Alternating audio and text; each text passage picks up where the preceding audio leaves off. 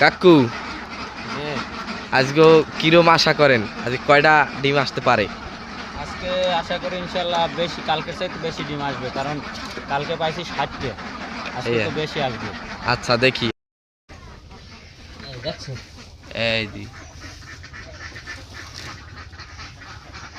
13, 14, 15, 16, 17, 18, 19, 20, 21, 22,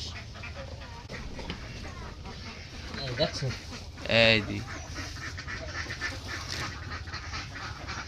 13, 14, 15, 16, 17, 18, 19, 20, 21, 22, 23, 24, 25, 26, 27,